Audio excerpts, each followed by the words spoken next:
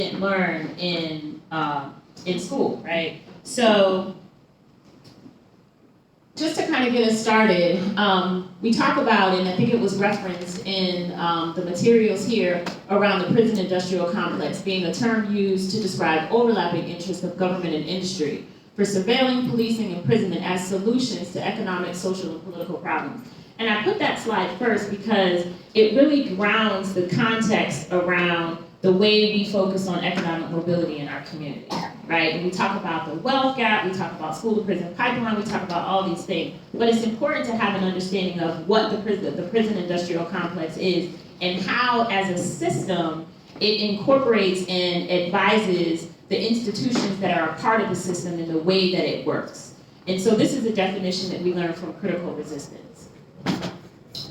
So this is just going to be a series of images, and I'll end with a timeline. So 1619, if you're not familiar with the 1619 Project with the New York Times, definitely check that out. There's a lot of history and a lot of good artistry involved in that project as well. But this is a visual of 1619 in Jamestown, Virginia, where the first slaves landed, or the first enslaved people landed in the Americas. This is an image of Bacon's Rebellion. So Nathaniel Bacon was a wealthy landowner who recognized that there was some changes going on in terms of wealthy landowners, indentured servants, and Africans who had been enslaved. And most of this work that I'm going to share with you, let me just also say, is through the context of Michelle Alexander's book, The New Jim Crow. So there's other history that many of you may be familiar with that I won't include. But in the first chapter of her book, The Rebirth of Cash, she talks about Bacon's Rebellion sort of being the impetus of kind of looking at where race and class became a part of this work. And so Nathaniel Bacon, along with some white indentured servants and also enslaved Africans, rebelled against the wealthy, elite, white, Christian, mostly male landowners that were settling in the Americas at the time.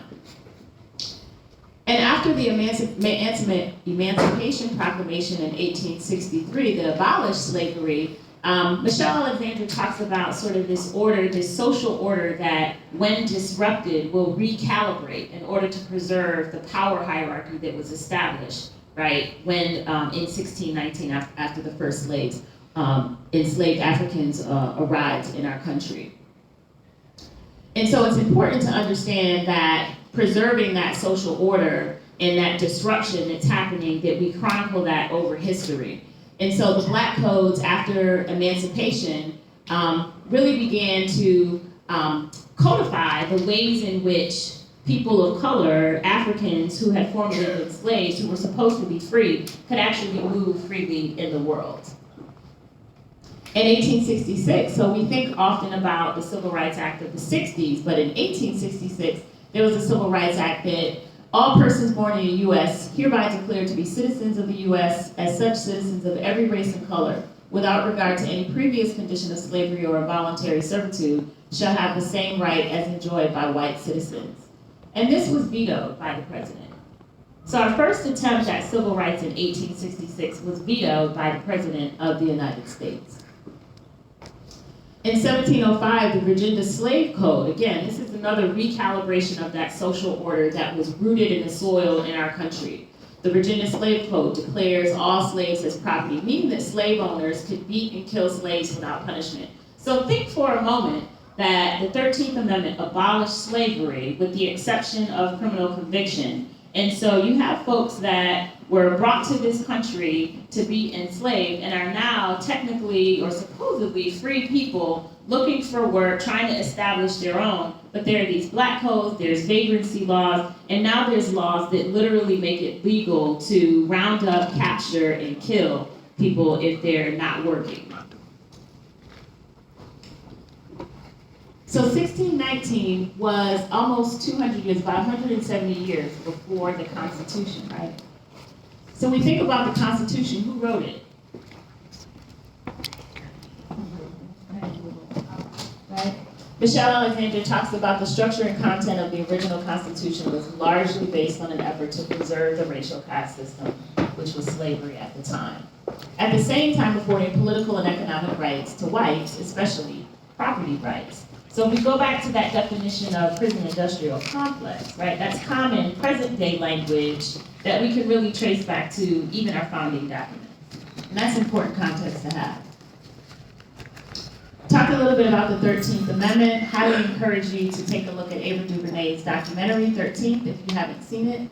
And because criminal justice is now really a mainstream conversation, I won't spend a lot of time on this, and we'll certainly get into more dialogue around this with the discussion tonight. But think about, in your own experience, one, did you learn this when you were learning American history? And two, why would you think that shall exist within the United States with the exception of abolishing slavery with the exception of criminal convictions?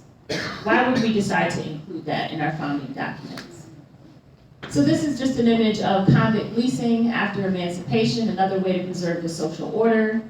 And then jumping all the way to the more present-day civil rights movement around Brown v. Board of Education. Integration and public school integration really was another point in our history where some look at it as sort of a disruption, some look at it as sort of the way forward in terms of the ways in which race is no longer really an issue in our country. Here's a local picture, if you recognize Dorothy Counts, who integrated Harding University High School. In 1956, again, another disruption. So Brown v. Board of Education was in 1954. In 1956, Strom Thurmond, if I believe correctly, I'm not from the South, but I believe he was in South Carolina, authored the first draft of the Southern Manifesto, which was really sort of a restoration of getting back to the Southern Confederacy before the Civil War. And so again, another disruption. We had integrated legislation around public schooling, and then here's a disruption, and so now there's this sort of legislative opportunity to sort of recalibrate what this underclass and what this power hierarchy is in our country. And then President Johnson signs the Civil Rights Act in 1964, so we thought we made it. Here's a slide that I use in great detail in my class. I won't spend a lot of time here, but I want you to focus on the colored timeline. American slavery and the Civil War, Reconstruction, and look at that green area for civil rights, right? That's a really small period of time. And it was in 1968, during the Nixon campaign, where this sort of notion that we hear about law and order really became to be more part of our public discourse. This is an image of the cover of Time magazine in 1968. Probably could be relevant today. And here's Nixon on the campaign trail, and his campaign message and slogan was law and order. So just a couple of quick stats in terms of from the Great Migration of the early 20th century, the 1930s, and the rate of incarceration as it has exploded in 1970. So 1970, just before the Nixon election, and again, that law and order was another recalibration of this system in social order, rooted in a power hierarchy of sort of preserving the ways in which we founded our country. Here's another slide by JLUSA, Just Leadership USA. Is Tia in here? Tia's not in here. Okay. So JLUSA is an organization founded and led by formerly incarcerated folks as well. And this really just gives sort of a good picture of the timeline and some of the legislation that sort of made it possible for particularly people of color and African Americans in particular to be sort of rounded up into the criminal justice system. And here in our state, if you're not familiar with the Prison Policy Initiative, I highly encourage you to bookmark prisonpolicyinitiative.org on your phones now. There's an annual report that they publish each year called The Whole Pie. And then there are segmented reports around women in incarceration, juvenile justice, and lots of intersecting points of interest around mass incarceration in the criminal justice system. But here in North Carolina, here's sort of the breakout of who's in state prison, who's in local jails, and who's in federal prison. North Carolina Department of Public Safety, ncdps.org, has on their statistics page, you can on any given day take a look and see who's incarcerated in our state. So I pulled this afternoon, and currently there are about 128,000 folks that are justice involved. It's a lot of folks, right? On our bills. That's state. And if take a look at who's actually incarcerated in one of our, I know they've closed some prisons, I think it's 53 prisons across the state now. And who's on correctional control? So correctional control being probation and parole, right? So these are people that are community members, right? We ain't having that conversation about economic mobility, are we? Well, We are. I don't know what they're doing down the street. And then just look at the disparity around gender, right? What's really interesting about that is, and the Prison Policy Initiative also has a report on women in incarceration. And I also encourage you to follow the National Council for Incarcerated Reform of Incarcerated Women and Girls, which is a policy organization. But the impact of incarceration on women has been even more explosive than the general stats, right? Women in incarceration over the last 3 decades has exploded upwards of 700%. Over 80% of women who are incarcerated are mothers, and of that 80%, they have children between the ages of 6 and 18, right? But are we having that conversation specifically about women impacted by incarceration and the children and families that are impacted? And our conversations about economic mobility? We are. I don't know what they're doing on the street. Pre-trial. So I'm going to skip past this. Here in Mecklenburg County, so I teach classes and mentor in the Mecklenburg County Sheriff's Office and women's programs. If anyone is interested in volunteering, that'll be one of the action items that I encourage you to talk to me about afterwards. Or even Keith, I'm just going to put it out there since you work at Norton. But our pretrial population. So once upon a time, we used to publish jail population statistics. The county used to publish jail population statistics. For some reason, I don't see those reports published on the public county website any longer, but I believe on average, the average population is somewhere around 1,500. Keith can probably give us a better statistic on that. And then of that population here at Jail Central and at Jail North, there's generally an average of about 68% are people of color. And so in our conversations around the impact of incarceration on people of color specifically and the intersection of economic mobility, if we're not having the race conversation that kind of ties through the history around race and class and social order and power, then we're missing opportunities. Okay, so Patrice, Yep. okay. So if we let, Patrice, which you should sign up for other opportunities that she's gonna have to get involved with some of this knowledge. But that first question, when we get to Patrice, if you are a regular citizen who has not had any training and background in this work up until recently, I think listening to Patrice's journey of how she got the knowledge is really important. So we're gonna give each panelist an opportunity to let you know how they came to the work that they're doing, what was their entry point, and why they do it. But listen specifically, I think, to Patrice's journey of how she came to be able to run you through those slides like that, right? She said she's got a history undergrad, she's not teaching poli-sci right now. So there are ways for us to access some of this knowledge. So I'm gonna start with Gemini. How did you come to be doing the work of Project Bolt and the Bail Project? Good evening, everyone. Good evening. Thank y'all for coming out this evening. How did I get started? Well, I got started, I'll say around the age of 5 years old. I can go back. I go back to the age of 5 years old because that's the first time I ever seen someone shoot drugs up in their feet.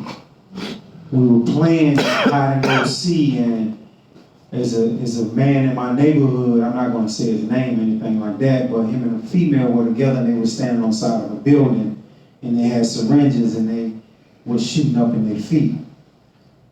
From that point on in my life, it became something like normal to see. And from the normalcy that I seen daily, it became a way of life. And the way of life led me to a life of crime, which led me to selling drugs myself, which led me to be incarcerated at the age of 16 to the age of 19. Which led me from the age of 19 to the age of 22 to be free, but yet still go right back at the age of 22. At the age of 22, I got 360 months for a drug conspiracy and 240 months for conspiracy to a gun, which led me to do 240 months. It was 7,300 days exactly that I did incarcerated. So technically, I always tell people that I'm 45 years old now, but throughout my journey, I can say that for more than half of my life, I've been incarcerated. And throughout that journey, for more than half of my life of incarceration, I can say that the incarceration started at the age of 5 years old. Not understanding the trauma that I was dealing with at the age of 5 years old, something that we don't talk about in the black communities. Something that we refuse to recognize, the post-incarceration syndrome is what I call it. Because us as youth at that age, we witnessed police coming in our neighborhoods, locking our brothers and mothers and fathers and uncles up. So we grow up to believe and to think that we are supposed to be incarcerated. We don't grow up thinking that, oh, I'm supposed to be the next president of the United States or the next lawyer walking around in the community or the next doctor. What we grow up to believe and to think is that we are supposed to be incarcerated. And society refuses to have that conversation. Because we don't talk about what leads individuals up to be incarcerated. The first thing we say is, oh, lock him up. Oh, he's terrible, lock him up. Like right now, we won't talk about the violence that's happening in our community right now, because the first thing that everyone wants to say when they see the imagery on television is, oh, that child right there needs to be locked up. His mama letting them do this, his daddy ain't no good, he ain't no good. So that's what he gonna grow up thinking. So we are to blame for that also, because we sit back and we criticize from the TV. But even though you criticize from the TV, they hear in the streets what you're saying. Right. So, Mr. Boyd, that experience, right, which is unfortunately not uncommon, how do you then come out of that half of your life experience to where you are currently doing your work? What led you to make that choice? From what you stated earlier, I witnessed over the course of, you being incarcerated for 20 years, you see a lot.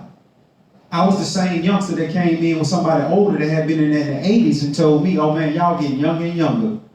So it didn't change. So something had to change within me to say I have to go out there and try to make a difference in my community, because I was that youngster that was doing all those things. So now this is what I'm doing with Project Bold, just trying to make a difference in the community as much as possible. But us who are doing the work, we need this right here.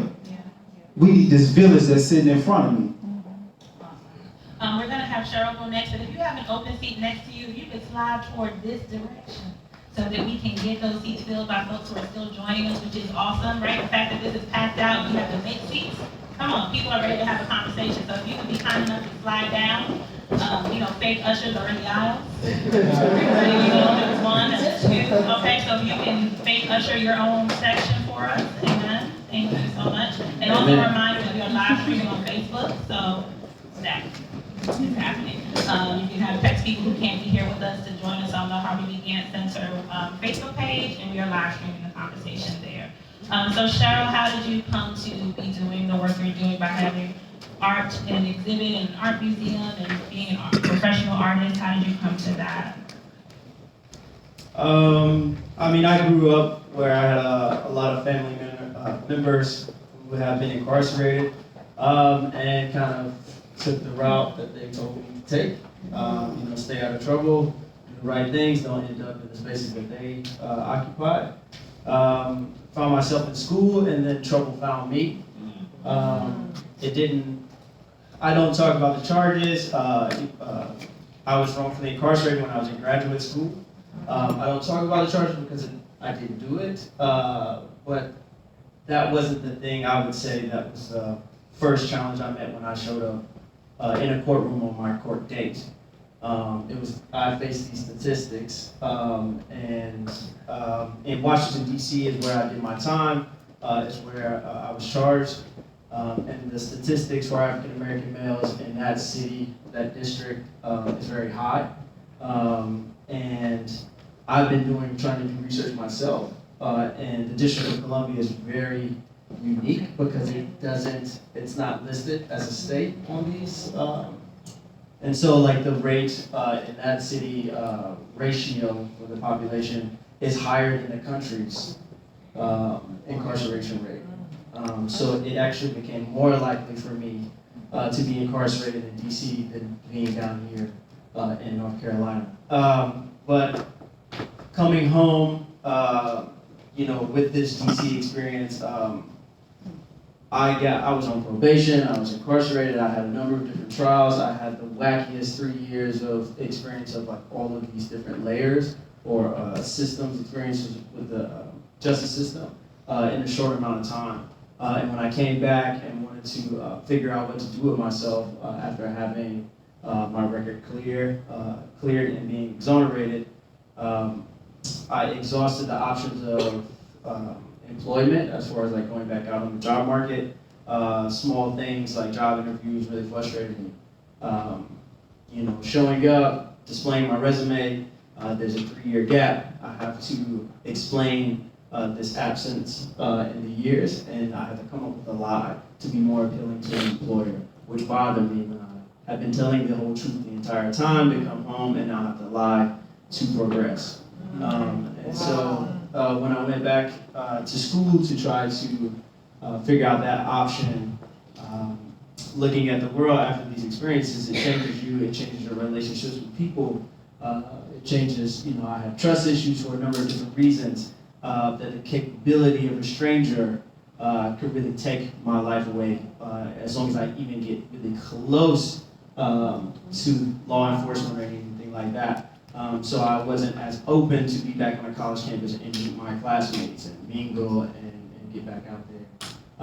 So this juxtaposition of what it used to be like and then what it looked like when I returned gave me this weird vision of like, how do I get back out here? How do I figure out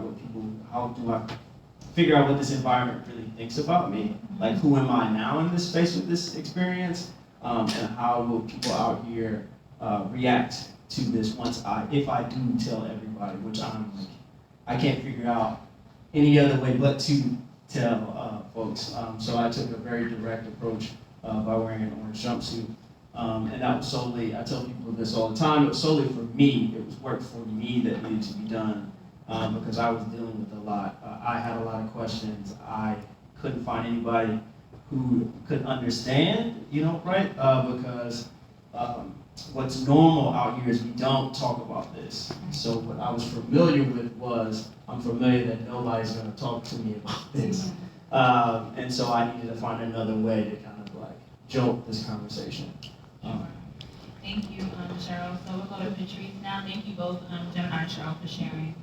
So your entry point into the work, Patrice. So I emancipated from corporate HR in January of 2016, and had spent a lot of time.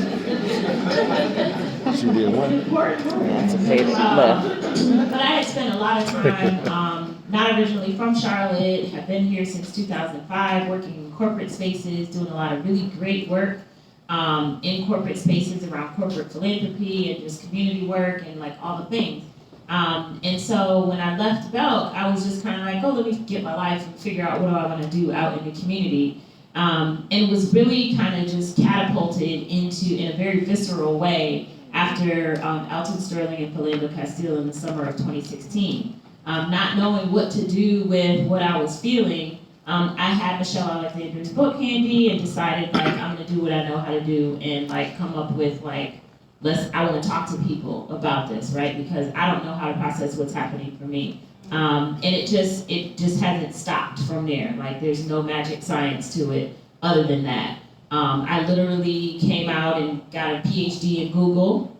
Everything that I found was just digging deeper. And at some point along that journey, I discovered that like, do I really know my community in Charlotte? Like, do I really know the people who are behind all this data? And so I took a very personally disruptive approach, and I use that language with real intention because I had been an active member in the corporate community, doing really good benevolent work in the corporate community, but I didn't know the people. right? And so, for me, it was, I need to know the people. Like, I need to start having experiences in Charlotte the way that I have in my home city. And so through a number of different community organizations, I came into community with folks. Gemini and I met at a reentry day. I saw Tia come in. I'll tell you about her when I give you action items. But I started meeting folks that are in the community, and I had the great privilege to meet folks that are born and raised in Charlotte. And these people are now like family to me. Gemini and Tia and others are like family to me. I don't do anything in this work without rolling with them.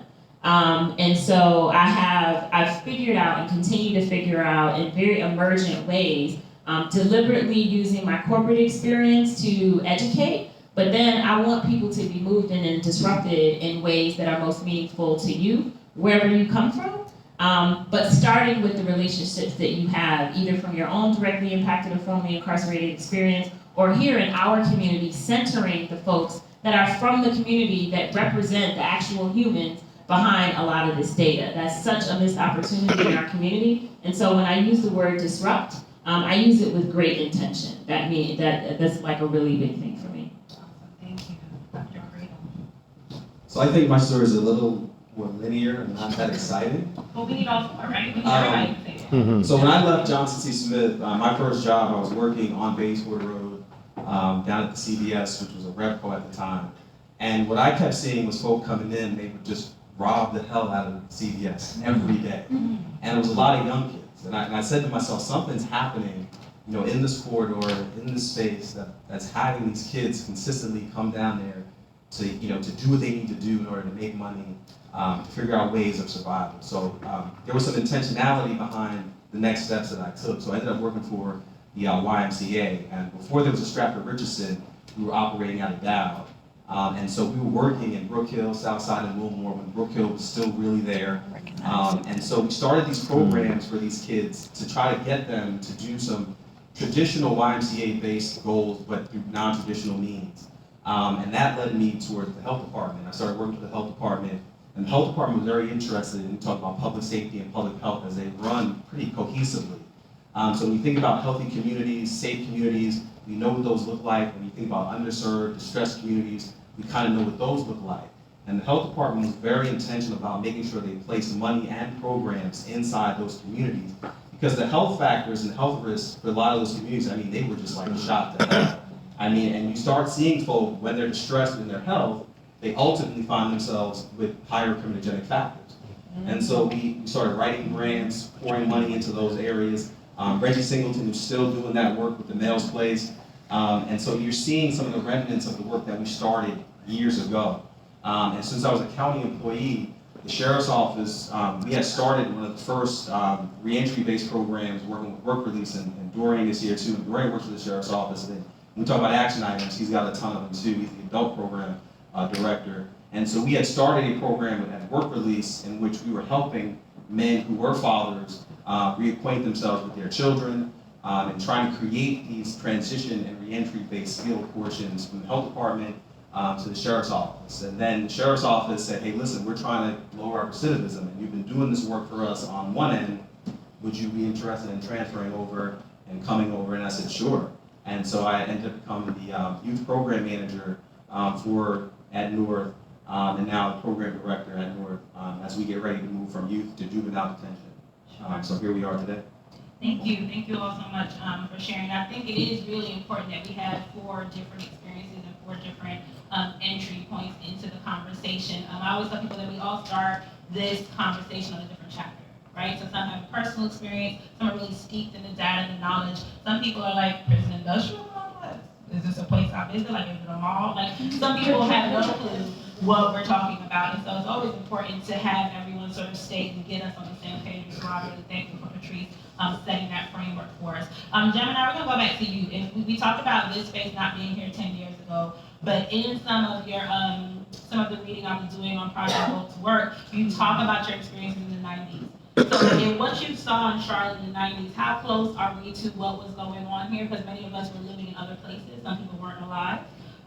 Versus what we're millennials are here. Okay, some people were not here or are hearing all of these news stories, right, about how high our rate is and whatever, things like that. Can you give us sort of a where we were and where we are currently here in Charlotte, what you're seeing? Well, technically, if you want me to be technical, hell, I don't even know where I'm at. I'm just being honest. Sure. Because if you're incarcerated for so long, you come back to a city like this, and you see all things that are around you right now, this isn't the Charlotte that I knew. Because you probably ain't got about 20 people in this room right now from Charlotte. Yeah, they raised their hand. The Charlotte team is right on. You see what I'm saying? So we are like unicorns within ourselves to be in a space like this. Right. I mean, everyone else has taken over this city. So when I came back and I see the way the city is moving, how communities were together, and now we look at gentrification, how everything is pushed out, and if I don't have your direct phone number, I will never see you at all in the city anymore. And that's one of the things that's causing a lot that's going on in community now, because it's like we have packed all our youth in 3 different areas. Those areas are on West Boulevard, Beatty-Ford Road, and Sugar Creek. You might can slide Rosa Ferry Road in there, you know what I'm saying, as a 4th option. But the rest of the city is like living in their own world now. That world that we used to look at as South Charlotte has now migrated all the way over to where the people of color only have 4 areas actually that we are at. Like, Concentration. exactly. So a guy came to my house to do the lawn, and he was a Charlottean, and he let me know that when he was growing up, the area where I lived is where they used to hunt. I live in Steel Creek, but apparently there were black folks over there, and that was just farmland, right? It was That's just right. grass. exactly. That's all That's it right. was. They own it. No one was out there living, right? So we're all really spread apart, and I think that does play a role. But they don't but I own it think no that's more. also a valid What point that, happened? right, you coming out, and then you have that big gap in time where you just are now seeing like, just pop back and see what's happening there. Cheryl, for you and your experience doing this work nationally, give us sort of a temperature of what are the conversations like, or where does Charlotte sort of sit in that conversation? You've been with us now for about a month and a half or so. So what do you see as a person who is talking about your story, sharing your artwork, experiencing communities around the country? Give it to them however. Well, I mean, this city has been really inviting. And even though when I do get to visit other communities that are around the country, it's usually, a small weekend or like a night or 2. But the level of invitation that I've received while being here by this community has been really great. But with my work, it's always like, it's a sad, I've only gotten to the places I've been, it's really tricky for me to say, but I've only been able to have access to spaces only because this conversation has connected with people. Like, this is a thing we have to talk about. If this didn't exist, I wouldn't be doing it. There would be no need for this work. So like, that's also like, it's a sad thing too, that, it's constant like work to be doing. But it's needed, and across all ages. Like, I get invitations to charter schools, elementary schools, to colleges and universities, and we have the same conversation. And that's something that's really new to me. And it makes me, I get questions about, the range of questions, how, talking about communities is a large thing, but then sometimes it's just dynamics in family. Like, my brother just came home. How do I even begin to talk to him about his experience, what he's dealing with now? How can I be of help? I have no idea what it's like, and stuff like that. So it's just like, on so many different levels of conversation, like, of knowledge and education that we need to kind of have more of, if that makes any sense. Absolutely. And we're going to come back to Keith in a little bit later, but like this idea of what Charlotte is doing and where we fall in the conversation, I think is interesting, because we're at a moment where we have people like Patrice disrupting. We have folks like Gemini Boy with Project Bold, who are really actively doing their community work and not being silent about it, right? Like, you're not going to have this meeting, you're not going to start to make this thing without them present in the conversation. And so while we're not where we would want to be as a city, I think we do have a lot of that action and energy, right? That's not the first time I've heard what Cheryl said in terms of being welcoming, right? When Cheryl got to town, we connect him with folks, we, let him know who's here doing the work, and he can find people doing it. So we are a city that's churning, right? You all came out for this conversation. If we were talking about housing, the room is also packed, right? Because there's also an intersection there, though, with housing and the talk about mass incarceration. And so Charlotte does have this need to want to be doing something, but we're still not there yet. And so one thing I want to take a look at for Cheryl is staying with your work and what you do. What are some of the other things that you're trying to do with youth? So I know there's some passions that you have in terms of what you do or community work or whatever. What do you see your art doing for the community? I think I'm lucky to be an artist. And when I get invitations at law schools, it's through art institutions, public libraries, and the way art has this, it can be very fluid. And we could have these conversations and attack them at a different, with a different vantage point through art, which I find to be a luxury. So a lot of times where things can become stale in certain disciplines at a college, you can bring creative minds in to kind of address these issues differently, or also merge hierarchies or blend communities and get them into the same space. Where I find sometimes I'm in an art gallery with a glass facade, wearing an orange jumpsuit, and then there's people on the glass who are afraid to walk into this type of setting, but they are familiar with the imagery that's within it. And it's like there's still this weird barrier of like, how can we, open up these doors? How can we make it comfortable for all? Because this conversation is really for all of us.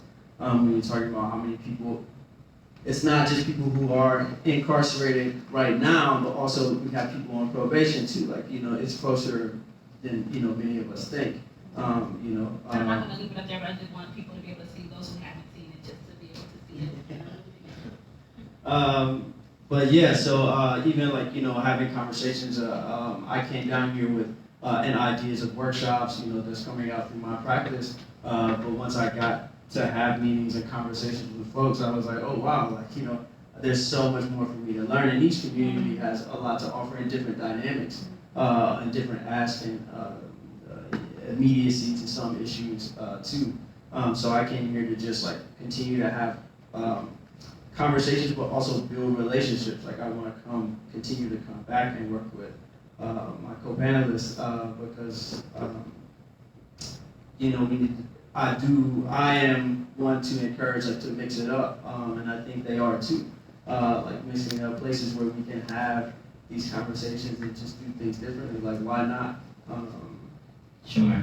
So in the same way that we've been getting the news stories about the murder rates, we've been hearing about the violence, a lot of what has been happening in our detention structure, right, has also been a news story in terms of some of the changes that Sheriff McFadden and the rest of the team have been trying to institute. So Keith, on the youth side, tell us a little bit more about some of the things you all are doing, some of the changes that you all have made in terms of the experience of people who are currently experiencing incarceration. Just for some context, so I've been with the Sheriff's Office for 11 years, and Patrice and I were talking about this, it comes down to leadership. And so when you look for progressiveness, you look for change, it starts at the top. So Sheriff McFadden is my first sheriff. So you think about the time in between, you've had sheriffs that have come and gone, and McFadden has been in for a year, almost a year in December. So 10 years of two other sheriffs that weren't really thinking about progressive detention. While we were able to do some things, we weren't able to do a whole lot. Sheriff McFadden came in and pretty much, handed Dorian and myself the keys and said, hey, listen, whatever you want to do, you do that. Because he believed in the fact that whether kids or adults, they need tons of opportunities to not only be successful, but people have to also recognize in Mecklenburg County, we are pretrial detention, which systematically means folk are going to go home eventually. They're not going to stay with us, for 10 years, 20 years. That's if you get a prison sentence, that's different, and you'll be going somewhere else. If you're in Mecklenburg County, more than likely you're waiting on that adjudication. You're waiting on possibly a bond. So that means you're re-entering the community from whence you came. And we have one of two choices. We can send you back the same way, or we can try to provide some skills, some opportunities, some resources. And so for our youth, we've been able to really just, get progressive, bring in new models. I'm quite sure people have seen the stories on the news where our kids weren't going outside for almost 19 years. And Cheryl, we've had to cradle, you gotta get those kids outside. And so we're able to get those kids back outside, again, thinking like kids, having them, again, being able to be children again. I'm talking about 16 and 17-year-olds. And so, indoor recreation centers are being built, changing out the jumpsuits, so they don't no longer wear the jumpsuits, we're going to polos and khakis. So trying to give it, again, I tell people all the time, jail sucks, let's be honest. I'm not gonna sit here and tell you, oh, it's the best thing ever. But if they're going to be there, then we've gotta do all we can to make it as progressive as possible. And that's happening at North, that's happening at Central. And again, we're not done yet. It's only been, not even a year. And so we're constantly in this pattern of trying to rearrange, change, pivot, and again, make it as humane as possible in its content. Right, so question, Camp Cradle happens in the summertime from what I understand. Camp Cradle is not as cradle as in camp. So that's a big deal, right? But it's in the summertime. What is their experience throughout the rest of the year? So that's why we built the indoor rec center. Are they built already? Yeah, we're finishing up now. We got ping pong tables, pool tables, all the air hockey, all that stuff coming in now. So, so again, as it gets colder, of course, you can't go outside. So we want to make sure they have that opportunity to do that inside. And so we're finalizing all that stuff, and we should pop the doors on that probably in a couple of weeks here. Sure. And then to pivot slightly, but in the same way that Cheryl is using art, I know some of your other work is also involved in some of the museums that have some art programs and things. Are there if you could give us sort of a day or an experience, someone's with you for a month, what sort of things do they experience while they're in? So our foundation, of course, is education. A lot of those kids are coming to us, and they've been out of school for weeks, months at a time. And so we want to get them reconnected to whether, Charlotte Mecklenburg Schools or CPCC so they can start working towards that GED. We understand, without that foundation, many of them won't find success. Now, maybe school isn't for everyone, but so that's what we talk about, reentry, trade, vocation. We have a barber school inside the facility now, so kids are working toward the North Carolina State barber's licensure exam. And so, we're trying to build as many certificate and licensure-based programs as possible because, again, as you leave, we want you to find employment. To hitchhike off what Gemini was saying, if you don't have anything to do, if you're not gainfully employed, you're going to find something else to make money. And that's what these kids are finding out. That, hey, listen, if the opportunities aren't out there, when we talk about action items, again, the kids aren't staying with us. They are going back to you.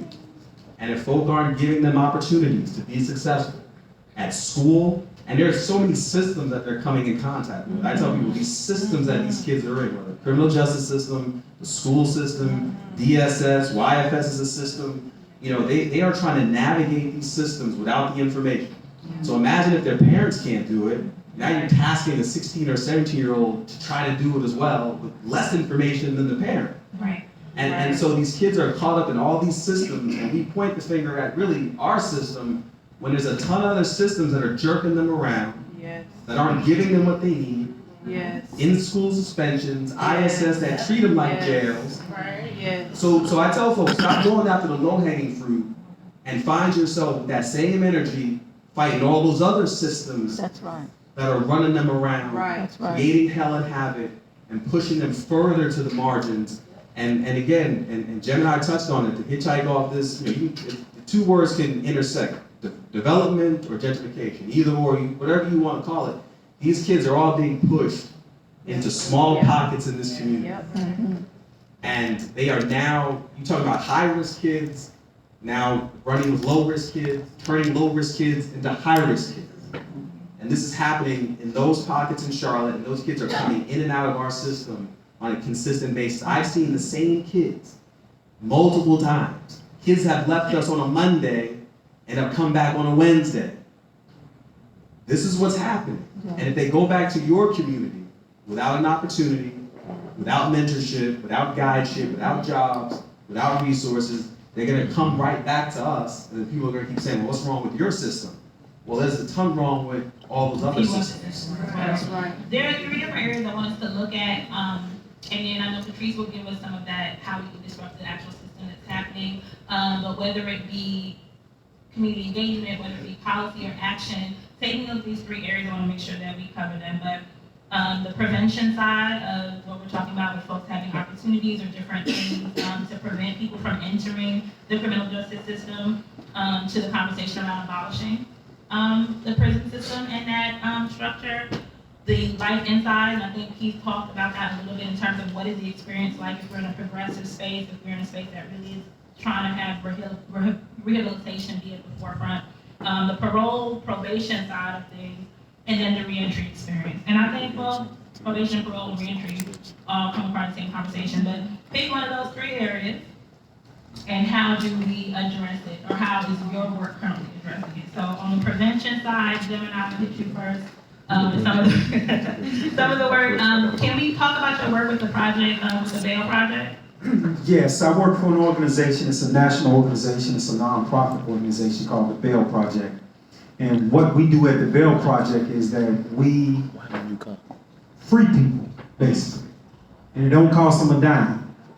But the key is, you can go over there right now and take Dorian and Keith, and we can open up the jails and we can let everybody go.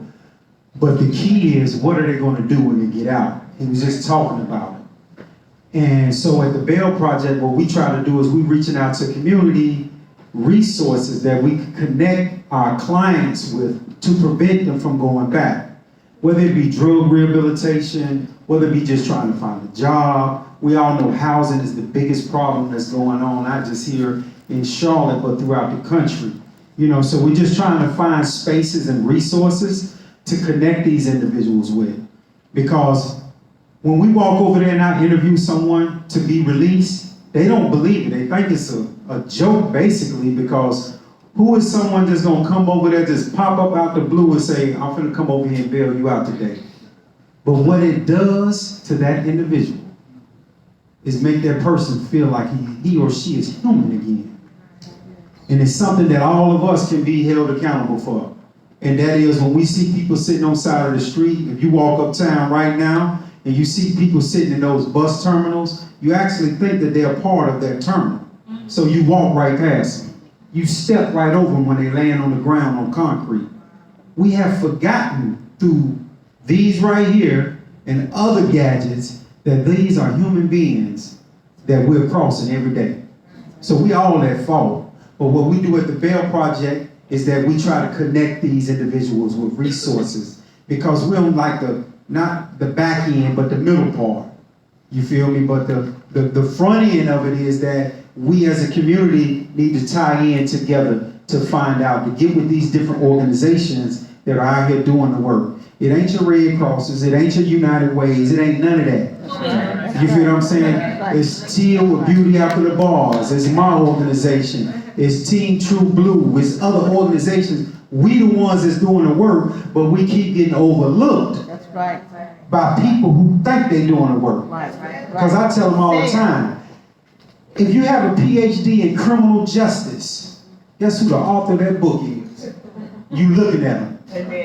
So ain't no way you can't work with me and I wrote the book. But you keep continuing to think you can go in my community and tell people in my community what they need. You can't do that.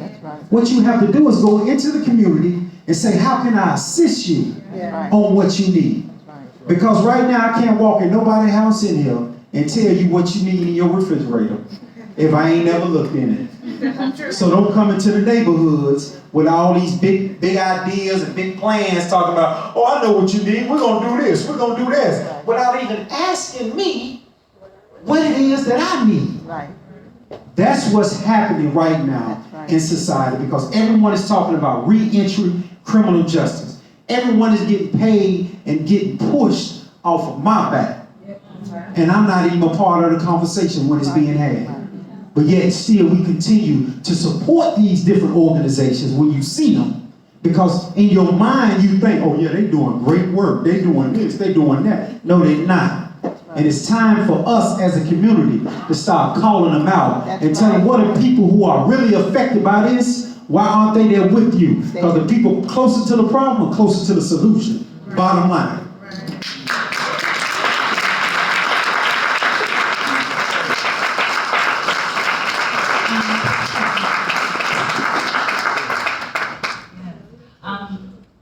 Prevention. What is harmful, what is not helpful that we think we're doing in terms of the prevention side of the conversation. Yeah, oh. I mean, looking back historically, I feel like that wasn't even a thought, right? In the slides that you took us through at the beginning, the idea of prevention wasn't, it was let us capture as many people as we can. Right. And so that having that context and that understanding that this is by design, right? So language that we hear, the system is working the way that it was designed, like, the other part of that is we can disrupt it, right? Like, if you put something in, like a cog in a wheel, like the wheel will stop spinning, right? And so the way that, having that context that the system was designed to produce the results that it is producing, the work that I do, and really selfishly, the way that I created Educate to Engage was I was moved in a very personal way, and so I wanted to create space and offer space to folks to be disrupted in your own way personally, which is going to activate how you show up in different institutions that are a part of some of these systems, right? And that is the only way that we can really show up for this work and have real transformative change. We can talk about interconnectedness and ecosystems and all these other things, but if we are not moved internally first in the ways in which that we show up for our own lives, for me, it was addressing the trauma that I didn't even know I was carrying, and then connecting in ways with other community members that are doing the work that represent the actual data behind. Insert economic mobility issue here, right? And we're talking about criminal justice specifically, is disrupt yourself, right? So prevention looks like disrupting yourself. What are you willing to do? What conversations are you willing to have internally about the way in which you show up in a system or an institution that sustains the design? Or I may be only one person, but my one person asking the question at work, what's our policy on second chance employment? Like that one simple thing can be a disruption that turns into dramatic and radical changes around HR business process, right? How we show up in our faith communities. What's that prison ministry really about? Like, how are we really holding people once we get them out? Or we just say, very benevolent work, not throwing shade on anybody that does the faith work, but thinking deeply and more intimately about what disruption looks like can be a preventative measure. And then I would also offer, just in terms of language, right? Language is the thing. So we do media literacy in the class. The way in which we use language can also be a preventative measure, but also a disruption, a personal disruption or a disruption in an institution that is a part of a system, any one of these systems. And so being mindful of language, right? Right now, language is opportunity zones, opportunity jobs, economic mobility, right? These are mainstream common terms, re-entry transition, second chance employment, hidden of the language that we're using that sustains a system or disrupts a system. And how do you locate yourself in that? What do I feel when I hear hidden talent? Why are they not just saying second chance employment? And what are the hiring practices, right? And so those are things that we can do internally and then together with others in our community. And for me, personally, as I became more integrated into the community of local leaders that are doing work, Native Charlotteans, formerly incarcerated and directly impacted people, just listening. Like, how do they show up in spaces, and how do I move, and how can I support that in ways that creates and helps the path widen for that leadership, but then also holds them up, right? So prevention, I think, can look a number of different ways, but we have to start inside what's coming up for us. Absolutely. Back to Jen, and I will give other people a moment to talk, but last March, I believe you had a youth town hall following the shooting at Butler. What is the reaction to that sort of thing? So we're talking about harmful versus helpful prevention methods. How helpful, looking back on it, do you think having a town hall and forum for students was last March? Well, I think it was very helpful during that time. But the biggest problem was that community failed us. The kids came out and told us exactly what their problem was. And we had a packed house, but community failed us. Because community let those kids come in there and pour their hearts out.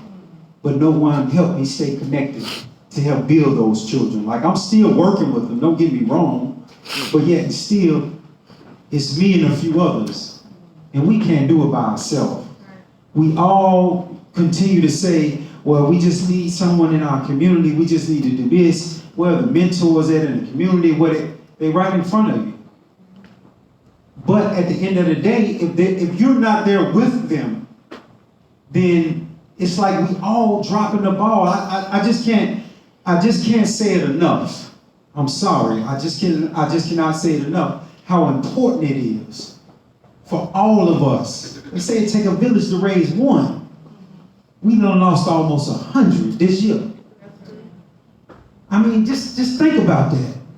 Like, it could have been any one of our children. And if it was one of yours, I'm sorry. And I feel deeply, and I apologize, and I don't know what to say to you if that was your child that something has happened to. But what I would like to do is formulate something with community. How community can say, well, Jim and I, no matter what, you and other organizations, we're going to be right there for you. Don't let what we're doing right now, we're on a panel right now, we're having a beautiful conversation, but the minute we walk out that door, get in our cars, wake up, go to Starbucks in the morning, go to our job the next day, and we talk about this conversation that we had at the Gantt Center, 2 days later, don't nobody remember. And that's what's hurting in our communities, because we continue to have these conversations. They're being had everywhere. There's another one up the street, like my sister said, but they ain't gonna get it to you like this.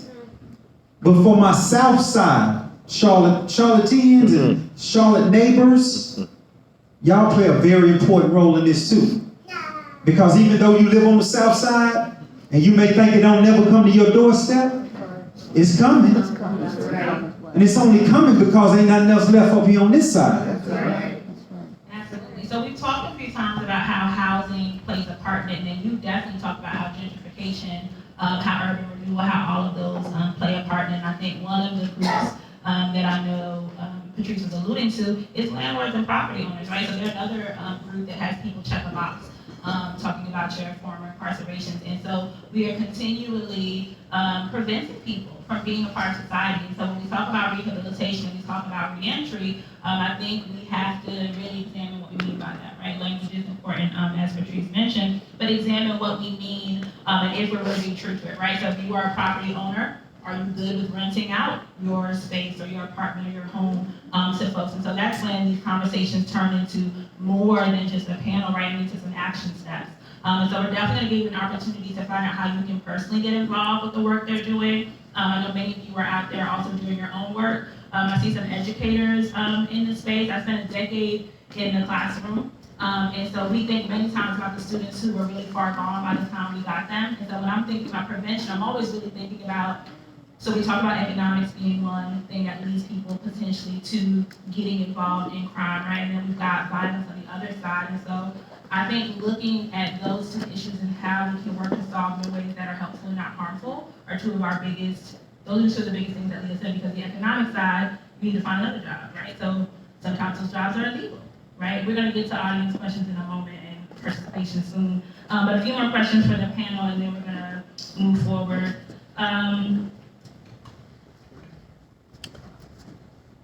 Okay, so Patrice, I want to go back to you really quickly. So as I mentioned, I spent a decade in the classroom in the school to prison pipeline. So as we went through some of the slides and looked at some things, we didn't hit on that too much. Can you let folks know a little bit of how public school systems are harmful in this conversation around having our young folks in That's not a loaded question. So public school systems, wow. Wow, where do we begin?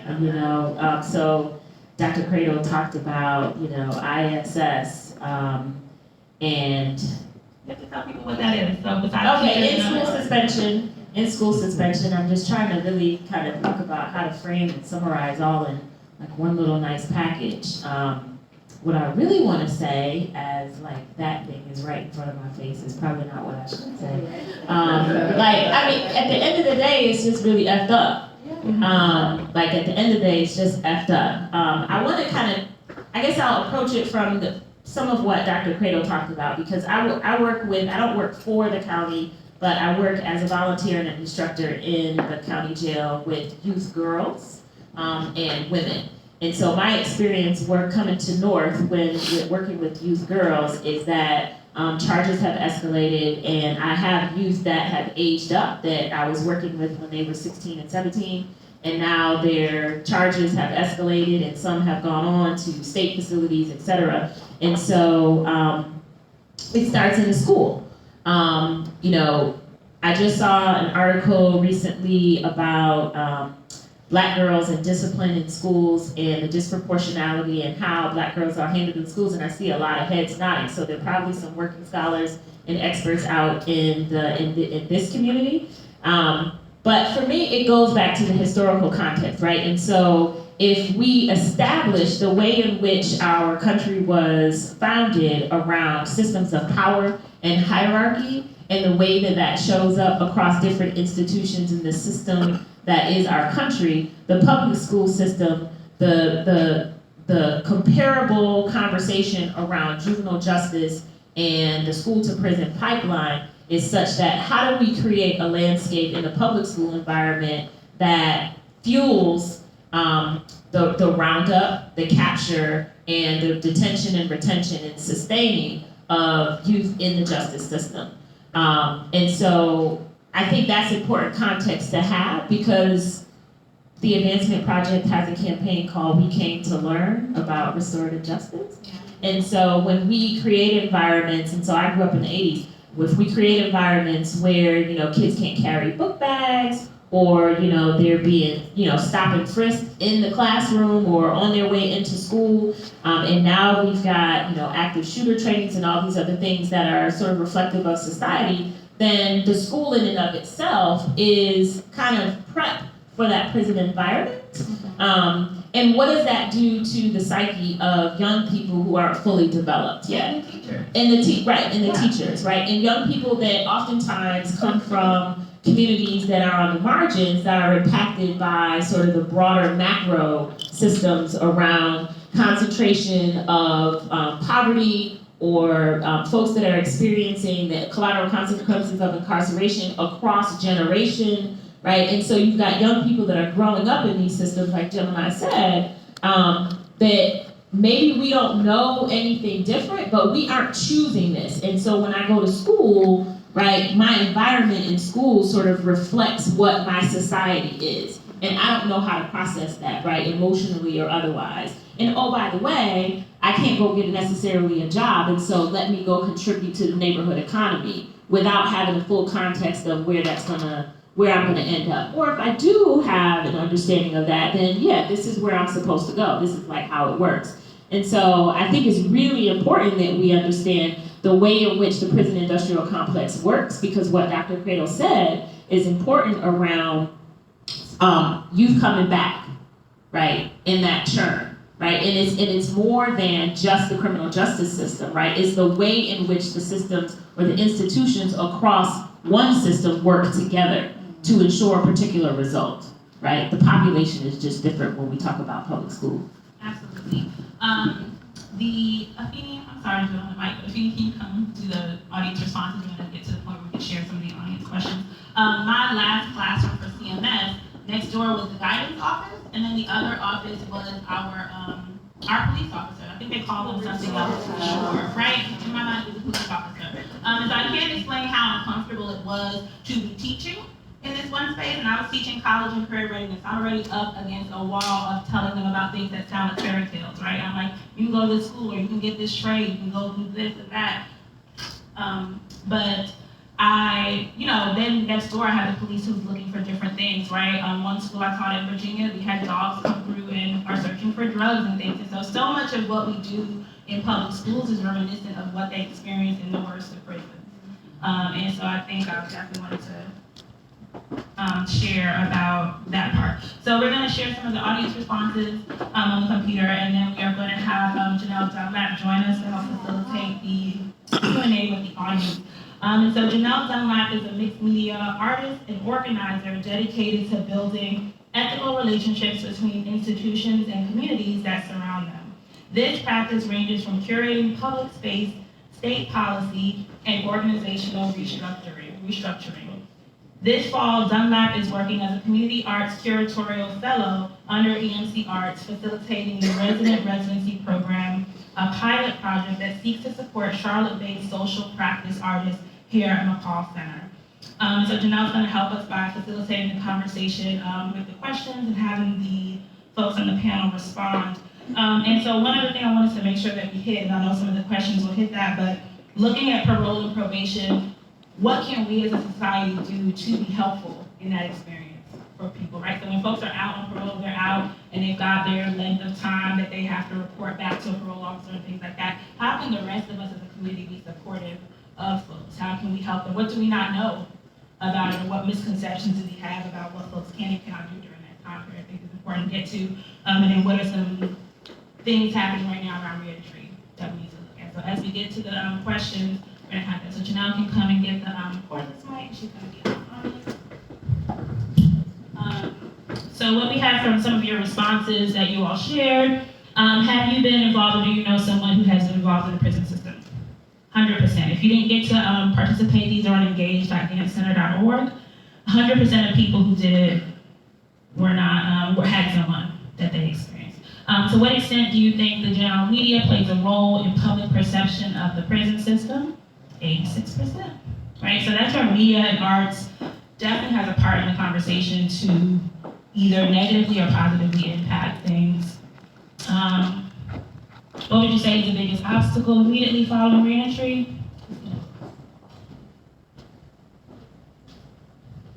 All right, so 80% said all of the above. So employment, housing, and education are the biggest obstacles.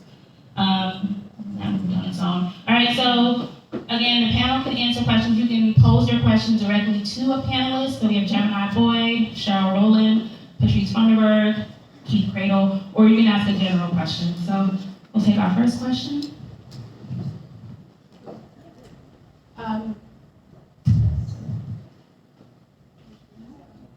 Yeah, that's a good part. That's a good start. Hi, everyone.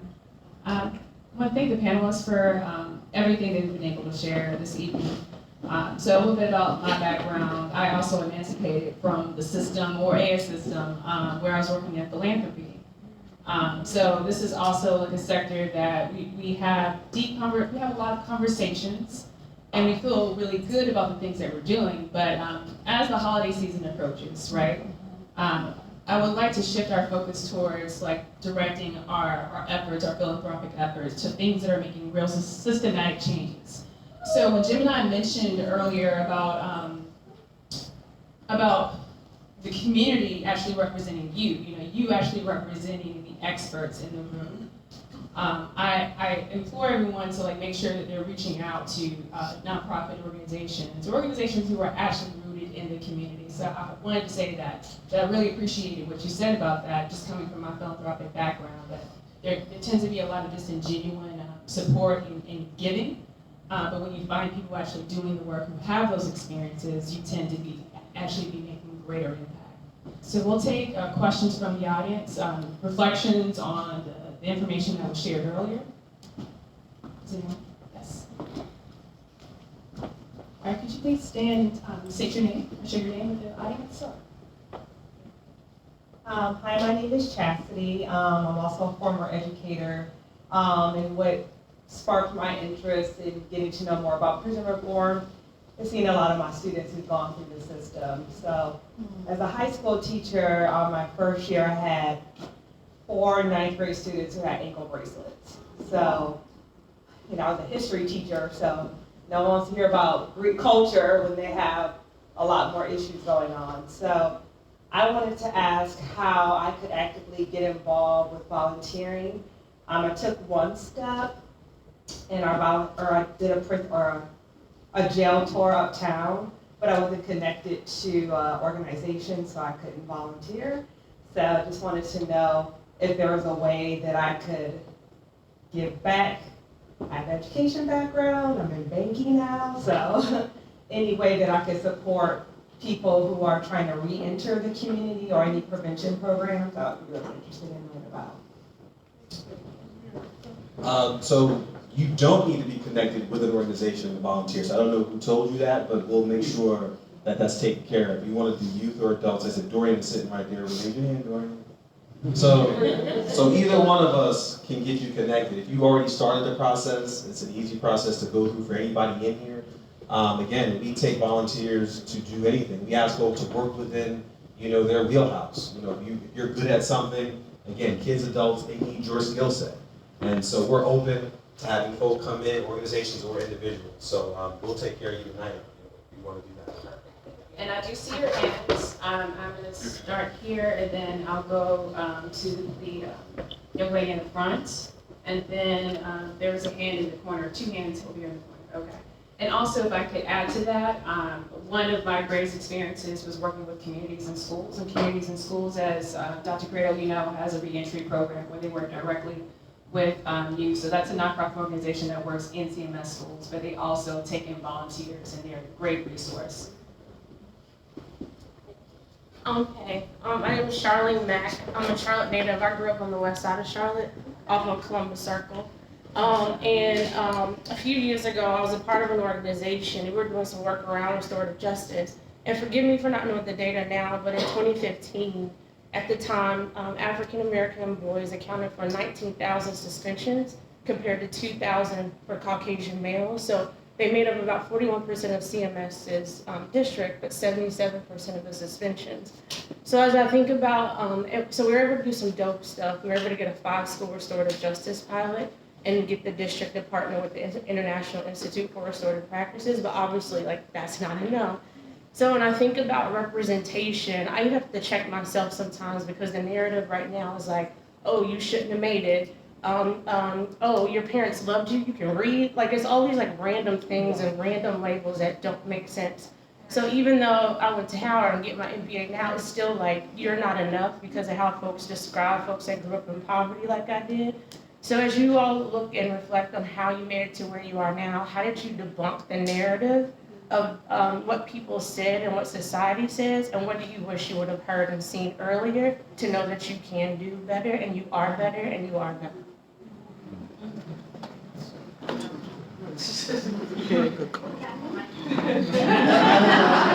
So I'll just come from a place of vulnerability. I grew up in privilege. I did not grow up in poverty.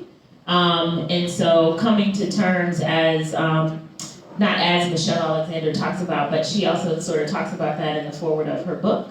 But I didn't grow up in poverty, and my parents are not from the city that I grew up in. They were really intentional about creating experiences for my brother and me to be a part of community. And so I grew up in a bilingual church. My father happened to be a civil rights attorney, so I was involved in a lot of social justice community-related stuff as I was growing older. And it wasn't until we said Howard, I went to North Carolina Central, but it wasn't until I got to, and it was a requirement by my parents that my brother and I attended an HBCU. I didn't get to choose, I want to go to school at home. And so it wasn't until I got to an HBCU campus that it became very real for me, the different experiences from, not that I wasn't exposed to poverty or any of those sorts of things as I was younger, but the continuum from poverty to extreme wealth and all the ways that young Black people in the 80s and early 90s experienced life. And that was hard for me when I was on campus because it was I thought we all kind of had similar experiences and we were here and I was excited to be around all these smart Black people and all these things. And so as I got into corporate space, debunking the myth, and this is very specific to when I moved down south, this whole notion of you gotta dumb it down. When I moved here, that was something that for the company that I worked for was regularly said in the workplace was people don't react to, smart Northerners in this particular way, so you gotta dumb that down. And assimilation is a thing, right? And socialization is a thing, and being assimilated to the ways in which Black people and Black women and educated Black women and people from the North, all these intersections and how we have to exist in the world is a lot. And so when So carrying it all the way around to justice involvement, understanding how that happened for me is important in how I show up in community and with community in Charlotte, right? And so for me, debunking looks like debunking what I believe to be true and how my worldview was shaped, and coming to grips and being vulnerable about, I don't have those experiences. I have tons of friends that have those experiences, and I have tons of friends that have different types of experiences, and I have relationships across the entire continuum. Now, like I said, emancipation is a thing.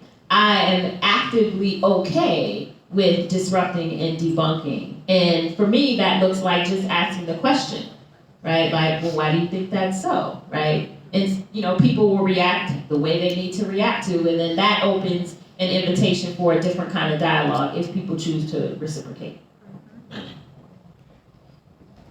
Awesome, thank you. Good evening. My name is Maria Maycon, and I'm the founder and executive director of Mecklenburg Council of Elders. And what we do primarily is criminal record expungement. And I noticed that there wasn't a conversation about those 30,000 people a month in Charlotte that leave the court system with a criminal record, and now they cannot get jobs, they cannot get housing, they cannot get a student loan to get an education, and we just learned at our last expungement, they can't even get married because the women look up their criminal records and then say, well, I don't want to marry a criminal because you can't get all those other things, so how can we take care of our family? So I would like to hear a conversation. We've been doing this, by the way, for 5 years, and we will be doing another 400 criminal record expungements in December. But we work with the court system. We're one of those organizations that Jim and I talked about that's doing the work, don't get the recognition. He sort of works with us occasionally in the work that we do, but it's important that we understand that there are people living next door to you, that are at your grocery store. There are even people that are in the boxing arena because they can't get jobs because of their criminal record. So part of the problem with reentry is once a person comes out of prison or leaves the court system, what do? Where do they go if they can't get a job? And they may snatch your purse, or worse, or end up with Dr. Cradle. The thing of it is the conversation about criminal record expungement needs to happen. It's happening in the court system. It's now happening after 5 years in the corporate arena, and they're talking about it, but we need to go a step farther and look at how do we support these individuals as they're trying to get their lives straightened so they become, I think Jim and I talked about holding your head up and becoming citizens, and we call it helping people to become whole again. So I'm very excited about seeing all these people in this room that are interested in criminal justice in any way. But think about those individuals that live next to you, that could be you, that have criminal records that need expungement. There's no funding for it, there's not conversation, but then there needs to be another step. Your place of employment needs to be willing to employ individuals that have criminal records and that are working in some way in getting their records expunged. We work with the court system, we work with the DA, we work with the assistant public defender. We even do a program called Know Your Right to prevent young people from going. So I just wanted to make that statement because I didn't hear the conversation about those individuals out here that have criminal records that need expungement. Well, excuse me. Well, I believe truly that you just answered your own question because you just started a conversation. So anybody who wants to know about what happens with the expungement need to come directly to you, and we start another conversation for the conversation that has been missed. So to answer your question is to tell you answered your own question. Because you may be known to the ones who actually didn't hear the conversation about what it takes, because we didn't point directly to it, but all facets that we talked about that led after you coming through the system, individual like me, individual like the brother here. We talked about it, but it wasn't that we stated directly, well, this is what needs to be done when you are returning back. This is how you get rid of your record by expungement. So you answered your own question. I'm quite sure a lot of people will want to start that conversation with the elders. So be on the lookout. They're coming to you after this program. I just want to add something too, that I try to address some of this in my work. Just everything that comes from my work is through my own personal experiences and questions I had from being wrongfully incarcerated. So my trial was very quick. It was a 2-day trial. My side went one day, and the other side went the next. But I talk about it like it was, it was like, state your name, Mr. Rowland, and then tell us, a little bit about yourself and what you do. And so I read through my resume, like my education, volunteer, this, that, or the other. But ultimately, I was found guilty, right? And so I come out of this experience really having questions about what if somebody who didn't have my resume, right? Yes. Does that deter them, like the fact that they're innocent or not does not, it shouldn't, my resume should not represent my character or who I am or my capabilities. Right. So when I was incarcerated, because I was like, eventually got around it, I went to school or whatever. He was like, oh man, like, you smart, but but it was just a funny thing of like what we use as merit to be intelligence. Yeah. Just because I have a college degree, I can still be a crook. These things shouldn't merit that. And so I think the narrative around when we don't look deeper within the name that is attached to the record, right? Like we are all capable of making mistakes. And even though the charge may not exactly illustrate what was going on, right? Like it may be theft, but sometimes options are bad and worse. So it's like there's no room for those nuances to like why you did this thing, and so it's really interesting to start having those conversations of providing a little more grace to folks who have records. And for just for clarity for the audience, for anyone who does not know what expungement is or what that process sounds like, is there anyone on the panel who'd be able to briefly summarize what that is? Just the whole process. So is it a monetary thing or is it like a counseling Maria. thing? She would need to say that. Thank you.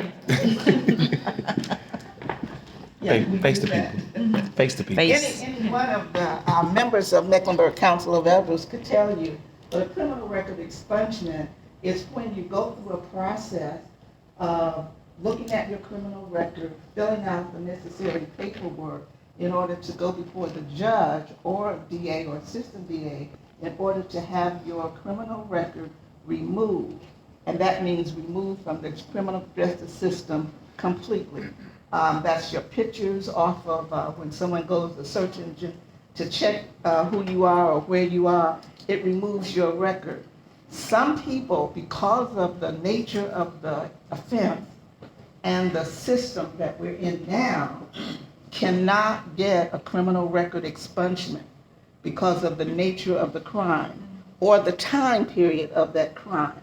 That being the case, there is something that we've now started talking about called certificate of relief. That is not expunging your criminal record, but it's taking your criminal record and setting it aside so that you can get a job, get apartments, go to school, get a student loan. And that is also a process where it involves the DA, it involves the judge, first of all, the DA, and it involves whether or not you've come out of your situation you were in and trying to do better. For an example, like Gemini.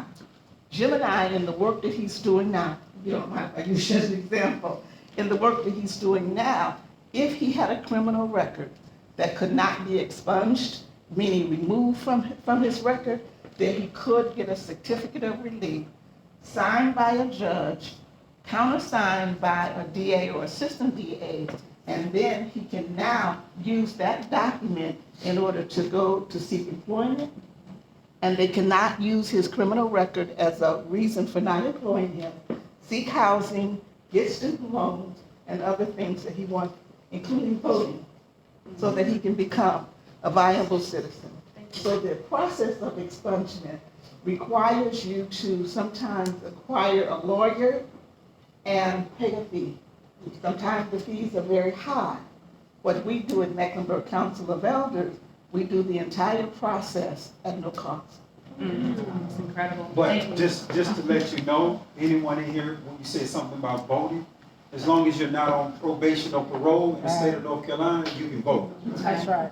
So I always encourage people to make sure that they vote. All right, we have a few more questions. And because we're a little short on time, we just want to make sure that we limit our questions or our responses to about 1 or 2 minutes. Thank you. Good evening, everyone. Douglas Irby. Excuse me, I'm sorry about that. First, let me say thank you. Yes. Thank you. I mean, Yes. wonderful presentation. We worked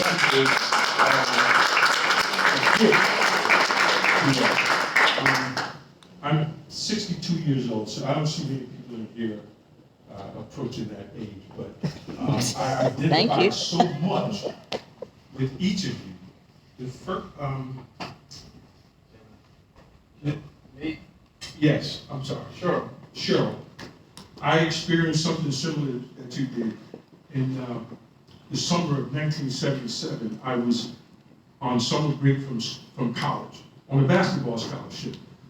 Encountered police officers, Nassau County, New York, was arrested on some trumped up charges. Didn't serve time, but they kept me going to court for 2 years trying to get me to cop, and I didn't. Never went back to college, and for the next 15 years, I was in the life. Went back to school 20 years later for information technology. Got a job with Citibank. They let me go because of those charges. I didn't know anything about expungement. Yes. Okay. Have done a lot of work with young people at risk. So I would love to get together with you and figure out how I can be of help. The question, in the 70s, one of the things that always puzzled me was people wore their rap sheet like a badge of honor. You know, it was like, I can do that big standard on my head, or, you know, different things like that. Is the attitude of people who you encounter who have been incarcerated, is the attitude still the same? Is it a badge of honor to have a rap sheet, to have done a bid? Is it still that way? Yes. I've had a couple of moms bring their teenage sons, to my performances for me to talk some sense to them. I don't know why she thought that was a good idea, but I mean, a lot of times when because I'm going into different communities. I don't know what it's like for these young men growing up. I'm unaware of what they go through day to day. So I just try to open up the dialogue, and you tell me what you face every day, and stuff like that.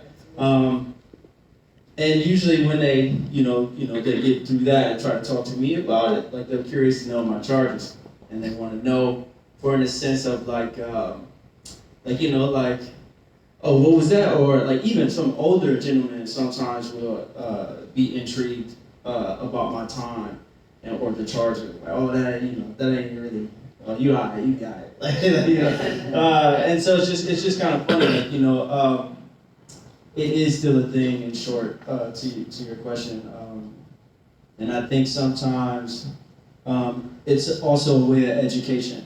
Like I remember when I was incarcerated, and then the discussion of learning more about the system was also like, oh, I know somebody who went in for this or went into that, or it is a way of meriting you'd be okay with a 5 to 7. I know my man went down for 15.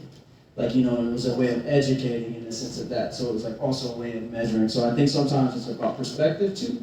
So it depends on where you're at in context of what that really means about survival. But out here, it's kind of I mean, well, you know, if that makes any sense. So it just depends on where you're having the conversation about it. And I'll say, you know, for the kids that we see, it is, I mean, it's still that, they walk in there, they walk out, because they're going back to neighborhoods where they're comparing stripes. And for most of them, you know, the bigger the charge, the more clout that they're going to get. They're not celebrating high school graduations, they're celebrating coming home. You see what I'm saying? So we've got it twisted where we're thinking that that is what the norm is when it shouldn't be. And so, you know, and just to piggyback off what Gemini said, you know, you've got, particularly with kids, there are two families that are ripped apart. It's the kid's family that they're putting in the ground, and then it's the kid who did the crime.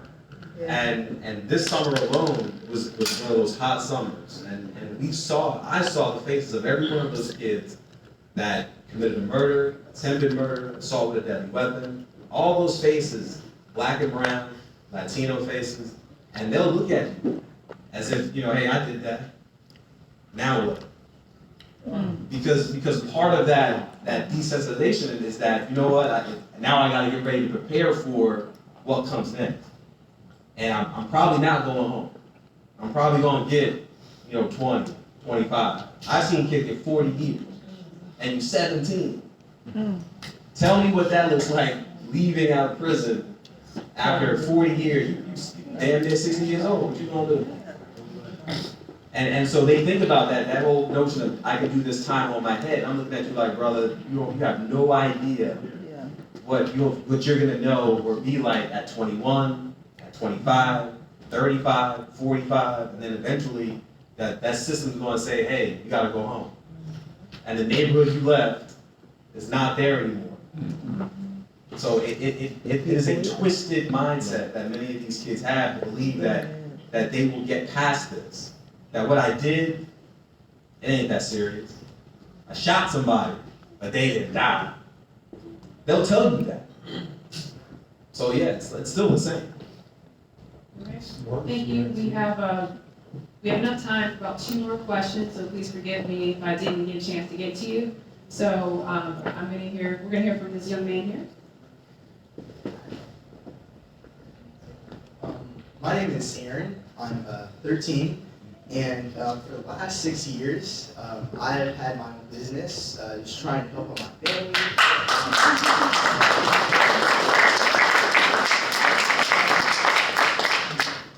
Just trying to help out my family, do something good instead of going down a legal route, criminal things like that. But one of the problems I face is with managers and people who are very discouraging and weaponizing the police and even putting their physical hands on me just to say that what I'm doing is not good and what I'm doing is not allowed.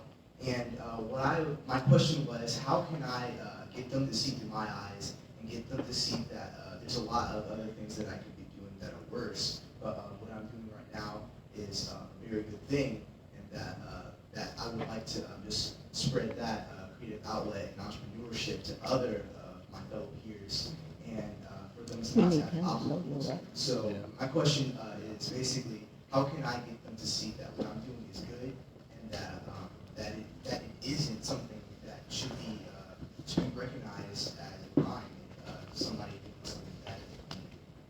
What's your business? It's Andrew bracelets. That's basically Instagram, Facebook, Etsy, everything.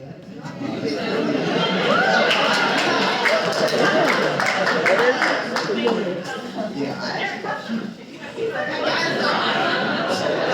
actually have it with me, so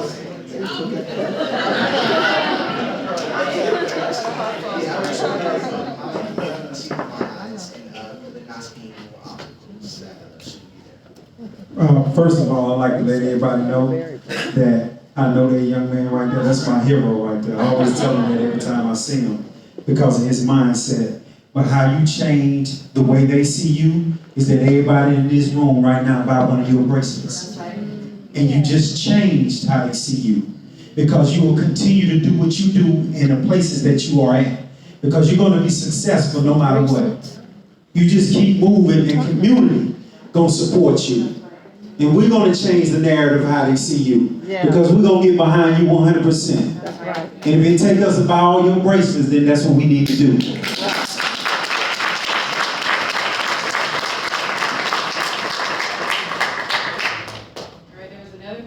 on this side of the room. So after we're done in here with this conversation, we're going to move on to the gallery. Yeah, you can move on to the gallery, Justice for All, if you'd like. It's just right on the other side of the information desk. We'll guide you out that way. All right, did you have a question? Yes.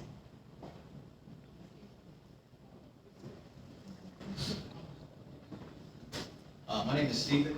I'm a Charlatan, raised off Nations Sport Road, and Hidden Valley. I have a question. I'm going to turn back to the youth as far as what you're dealing with, what you just brought up. These kids are, by the time they get to you, middle school, high school, already damaged. So how do we get out in front? What are some suggestions that you guys have to get out in front of these kids? We learn very differently. During integration, we lost a lot of teachers. They're not teaching us anymore.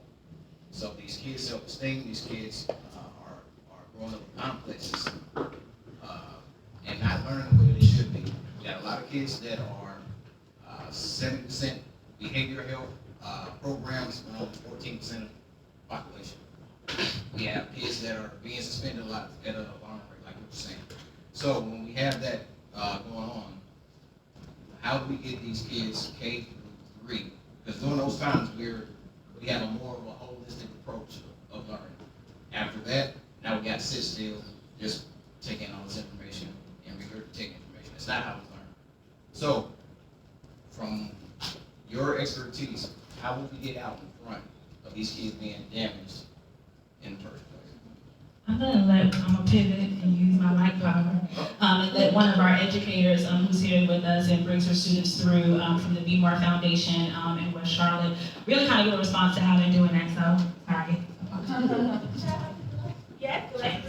Hi, my name is Delestre Morris. I'm a teacher at West Charlotte High School. Duh, see? Thank you. Okay, so basically, I feel like I say this at a lot of these types of events. The general theme of things like this are to be involved. There is, the family structure has changed over the decades, and parent involvement is not what it used to be because of the differences in family structures and because of the mobility of cities like ours. Our city is very transient. We have a student in our classroom one week and then in another school the next week. Our students are very traumatized. Our students have seen a lot of death. We see a lot of death, whether students, staff members, and that sort of thing. So the one in mind is very outdated, and it's not effective at all. I don't have not near a child, okay? But yet I'm always giving my time to children because children need us. So even if it's not your child, it could be your friend, your child's friend, your child's cousin or whatever. Be there in those schools. Read. Literacy is one of those things that K through third grade will prevent kids from ending up in a prison. Because they literally build prisons based on literacy data from when they're in no older than 8 or 9 years old.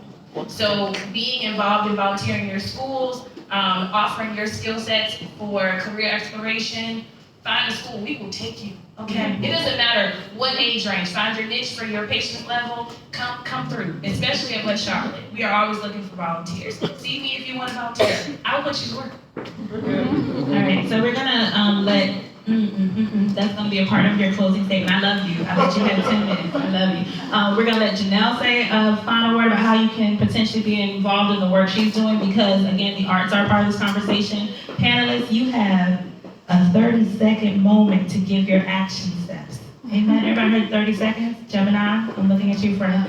Okay, 30 seconds. Yes, we can do it. 30 seconds. And the goal of that is that the shorter that we wrap this part up, then you can navigate and what's the word? Network with these people, right? So see the LAS, see the Council of Elders, see the Adult Services gentleman from the county, see the exhibit, and also have us leave the building before I get charged for having us here too late.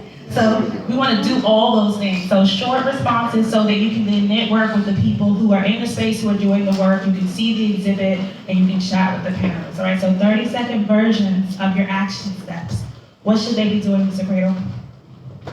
For us, we need volunteers. We need folk to come through and want to provide programs for young adults and men and women. Again, these kids are going to be leaving out. These adults are leaving out. Dorian is doing some amazing work with reentry for adults that need jobs. So hiring folk that are getting ready to leave our facilities. So don't wait for them to get out.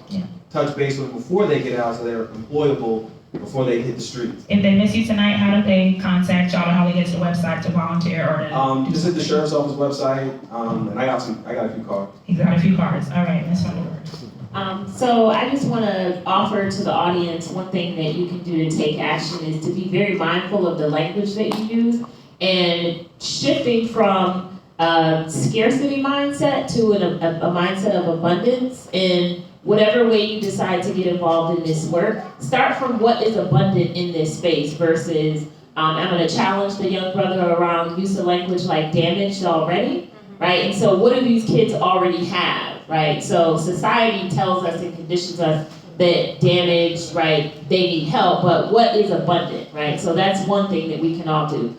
Ways to get involved. Tia and Trinity, stand up. So Tia is also Charlotte native, founder of Beauty After the Bars organization, one of my movement sisters, and Trinity is her mentee, doing incredible work across the community. So you can, and across the country. Tia is a national board member for the National Council for Incarcerated and Formerly Incarcerated Women and Girls, also a Just Leadership Fellow for the coming year, shout out. So my work is about connecting, and so connecting with Tia and Trinity is a young person that has been working with Tia for over a year now. So I definitely encourage you to talk to them. I was actually going to shout out Council of Elders, and I want to lift up Camille and Garcia, who are also with Miss Maria, to talk to them.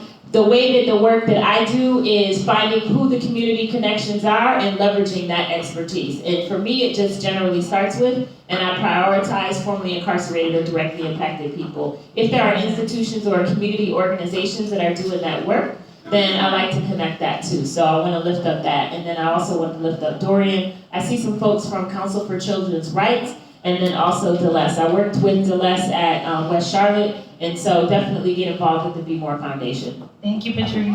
So Cheryl, and while Cheryl's going, also Janelle, if you have anything for people to get involved. Okay, Cheryl's you passing the mic? I mean, yeah, I'm more on y'all side than I am on this side. But yeah, I mean, I continue to do my work. Most of my work can be seen through the Junction Project. And I'm learning like you guys. I've reached my level of capacity to change my lifestyle for many reasons to kind of do this work. And I just encourage you guys to kind of figure that out yourselves. You know, at which point does it take for you to change the way you live and to change the way you move through the world now to affect this type of change? And it could be these type of issues, or it could be anything else.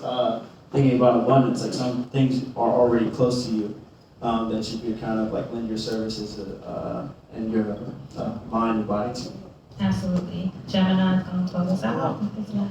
Yes, I want to say something to the brother who asked the last question earlier about what we can do to try to help. One of the things that we're doing with Project Vote is that we're in the process of creating a program called Mentee to Mentor. So we're taking young men, because we're trying to establish relationships back with our youth that we don't have. So if we can start training our youth to be mentors, and they reach back to the younger ones as their mentees and so forth, and we propel them up to be mentors also. And it's like a domino effect, and we start connecting with one another, because one of the things that's happening in the communities is these young men and women, they don't know each other anymore. So we start building relationships within them that'll kind of help our problems that's happening. But one of the ways that I like to close out is that you can look me up on Project Vote, and you can look us up on what we call FIT, Facebook, Instagram, and Twitter.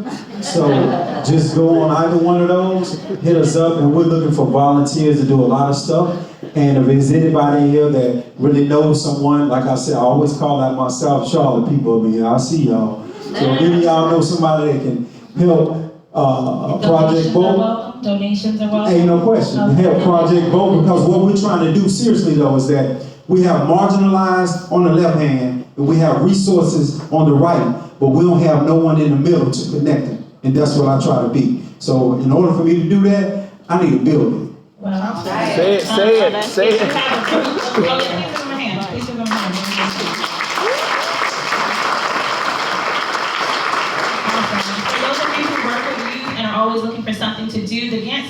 free to the public Wednesday nights 5 to 9. Bring those kids through. It's dark outside. You don't maybe want to, you're not playing basketball in the middle of the neighborhood. Bring them through. It's a great night for them to see the exhibits. Sometimes there is hands-on art. It's just a different conversation for them to see. So 5 to 9, we're free. GarrettCenter.org for all upcoming programming. We have these conversations every month on themes around our exhibits and from our equity theme. So please come back and visit us. We look forward to having you here. What's the next big thing happening? Is there the next big thing happening? GarrettCenter.org. There are many things happening. So visit there. Thank you to our panelists. Thank you to Janelle. You can see the exhibit straight past the stairs on your left, and Justice for All. People who have resources and organizations, can you come to the front? So Council of Elders, Adult Services, can you come where people can find you on the sides of the front? And thank you all so much for being with us. There's surveys in the lobby. Please tell us what we can do to continue offering programming like that.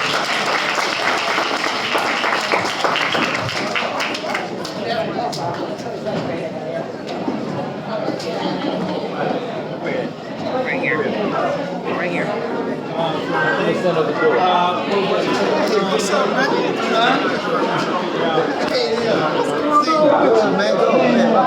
Appreciate you coming out, man. I appreciate it, brother. You know what I'm saying? Hey, how you doing? Yeah.